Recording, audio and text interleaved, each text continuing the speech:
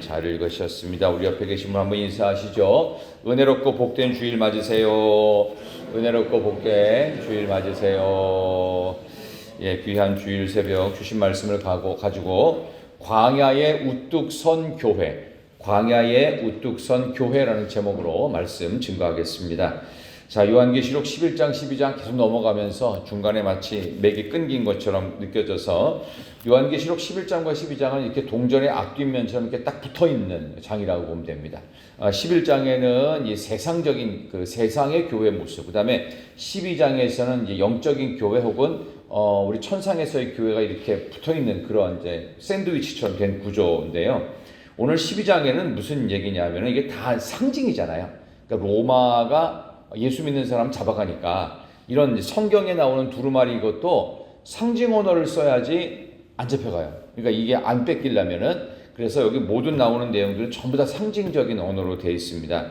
그래서 여기 몇 가지 좀 단어를 말씀을 드리면 이걸 한마디로 말하면 12장은 뭐냐 하면 교회가 이렇게 쫓겨나서 광야 같은 데 서 있는데 어려움의 시기에 서 있는데 그곳에서 이게 핍박을 당한다. 그렇지만 핍박당하는 교회지만 절대 넘어지거나 망하지 않는다. 이제 그런 얘기예요. 이제 그런 얘기를 하면서 당시 초대교회 1세기 그리스도인들을 격려하고 위로하는 그러한 상징적인 이야기가 오늘 12장에 쭉 나오고 있습니다. 여기 한번 1절부터 잠깐 보면서 단어 해석만 좀 먼저 해보겠습니다. 자, 1절 보면 한번 다 같이 시작. 하늘에 큰 이적이 보이니 해를 옷 입은 한 여자가 있는데 그 발 아래에는 달이 있고 그 머리에는 12별의 관을 썼더라. 아멘. 이거 문자적으로 해석하면은 큰 이적이 있다. 세메이온이라는 헬라어 쓰는데요. 이건 이정표, 사인을 말하는 겁니다. 여기서 어디로 가는 사인, 여기서 부산으로 가는 고속도로 이정표 있죠. 여기서 서울로도 가는 고속도로 이정표 있죠. 그러니까 뭐냐면 지금 이게 있는 게 아니라 이정표인 이 이적을 통해서 이런 일이 있을 것이다. 이렇게 가면 이게 있고 이렇게 가면 뭐가 있다. 그런 얘기예요. 그러면서 해를 옷 입은 한 여자가 있다고 그래요. 그리고 발 아래에는 달이 있고 머리에는 12별의 관을 썼대요. 이걸 그림으로 문자적으로 해석하면은 해가 그 몸을 두르고 있는 어떤 여자가 있는데 그 발에는 달이 있고 그 머리에는 12별이 번쩍번쩍하고 이런 괴물 같은 상황이 되거든요. 그러니까 이걸 이렇게 부르시면 안 되고요. 이건 상징이니까 해를 옷 입은 여자는 교회를 뜻합니다. 생명을 잉태하고 자궁이 있는 여자를 말하고요. 여기 여자인 교회를 말합니다. 그리고 해와 달과 별 나오죠. 이게 뭐겠어요? 구약에서 해, 달, 별 그 요셉이 칭송받고 복된 모습으로 영광스럽게 되는 거. 교회가 영광스러워진다. 그런 얘기입니다. 그러니까 이스라엘 사람들은 이 단어 문장을 보면은 이 교회의 미래의 영광을 말하는 거구나 이렇게 딱 들어와요. 그러니까 우리는 몰라요. 우리는 그러니까 쉽게 말하면 우리식으로 말하면 자갈치 시장이 있는 동네는 어디입니까? 어디죠? 어디예요? 부산이죠. 부산.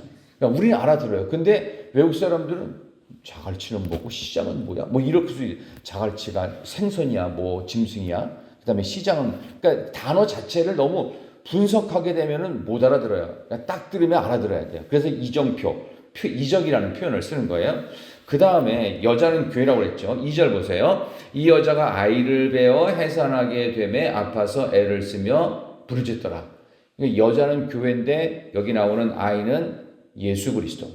구약의 교회를 광야교회라고 그랬습니다. 그래서 구약의 교회가 장차 메시아이신 아이 예수님을 낳았다 이런 뜻입니다. 그래서 아파서 애를 쓰며 부르짖더라.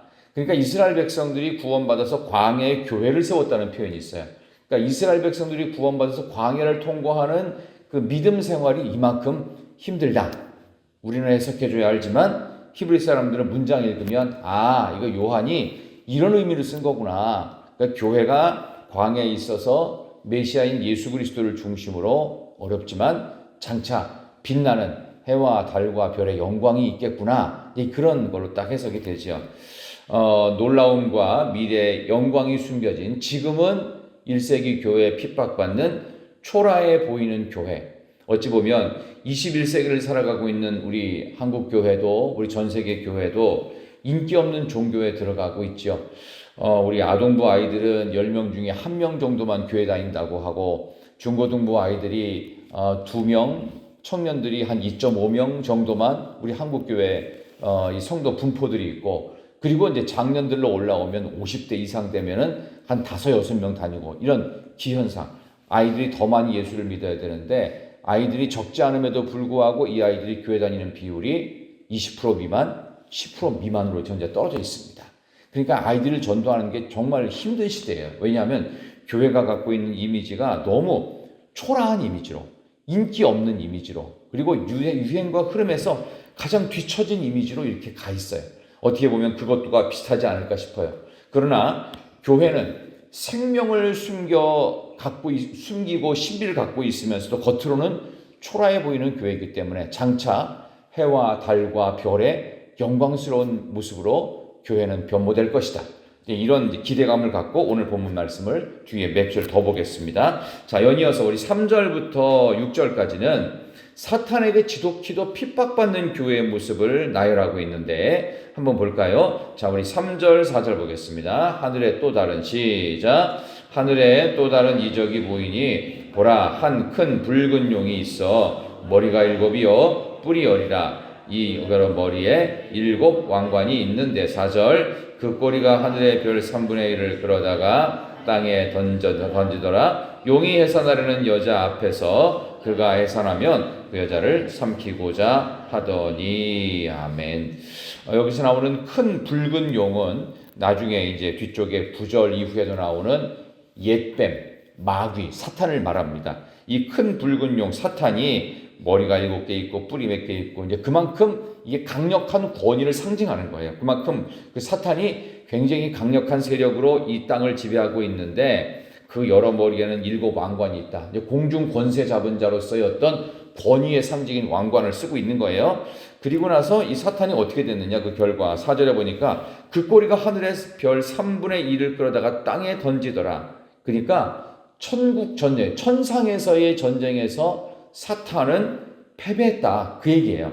그리고 용은 아까 말하는 것처럼 사탄이죠. 사탄이 해산하려는 여자 앞에서, 그러니까 생명을 출산하려고 하는 교회 앞에서 그가 해산하면 그 아이를 삼키고자 한다. 예수 믿는 자를 죽이려 한다. 이게 로마를 상징하는 겁니다. 로마가 당시 1세기 그리스도인들을 예수 믿는 사람이면 잡아 죽이는 이런 일들을 이렇게 상징적으로 표현을 하고 있는 겁니다. 어쨌든 사탄이 지독히도 핍박하고 있는 교회를 말하는데, 중요한 건 이제 5절과 6절이죠. 이제 반전이 이루어져요. 자, 5절, 6절 한번 읽습니다. 여자가 시작.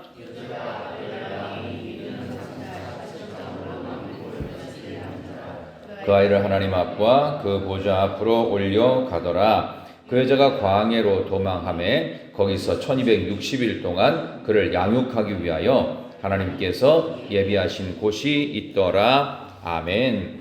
핍박을 받는 게 맞습니다.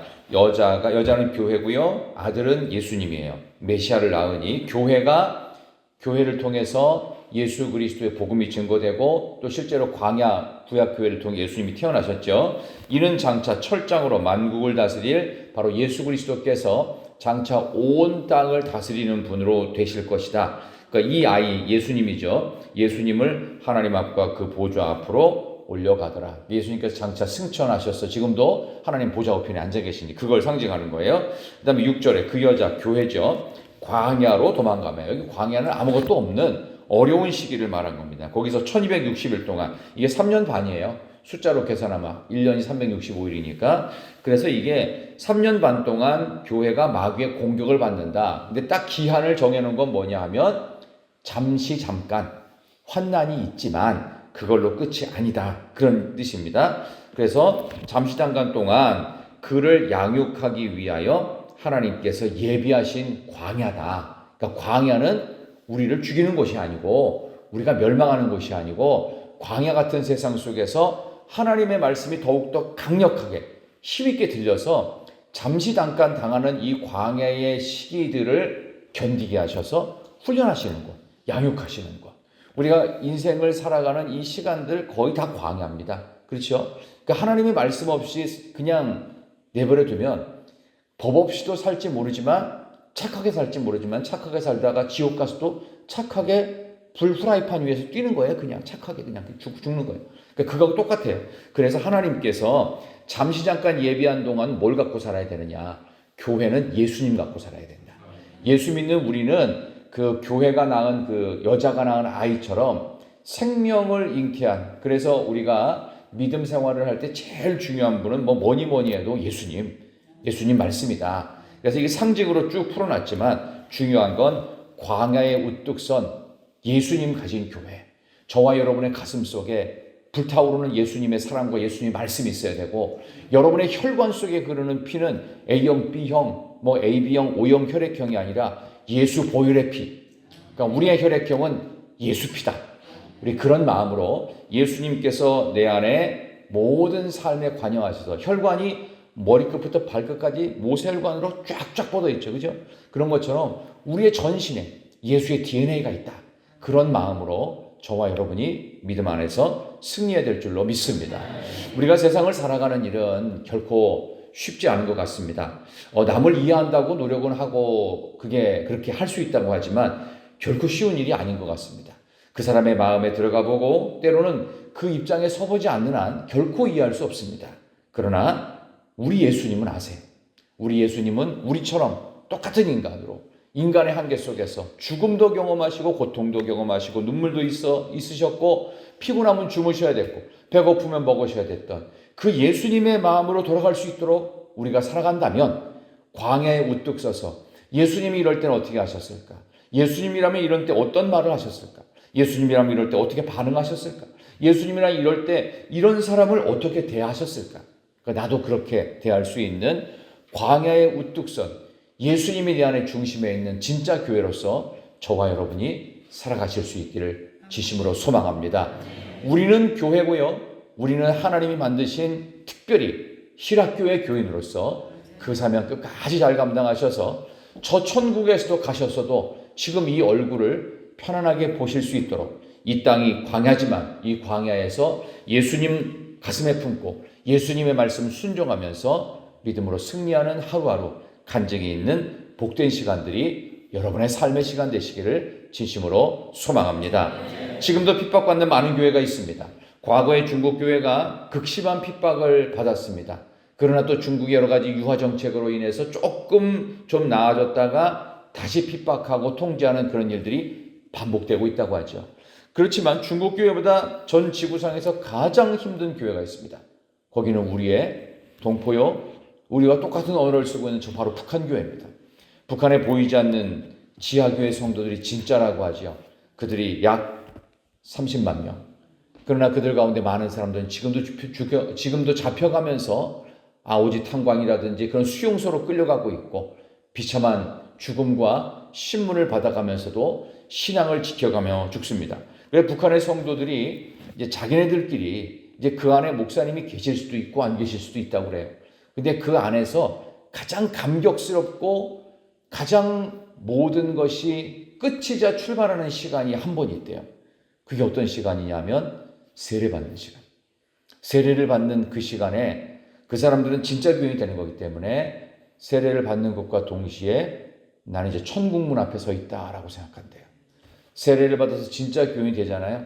그럼 수많은 사람들은 아니지만 옹기종기 여러 사람들이 눈물로 기도해 주면서 그 사람을 안아주면서 이제 천국 함께 갑시다 이러면서 갑시다고 하면서 천국 가자라고 하는 그 말을 하면서 이제 세례를 받고 나면은 언제 죽어도 상관이 없는 거 있잖아요.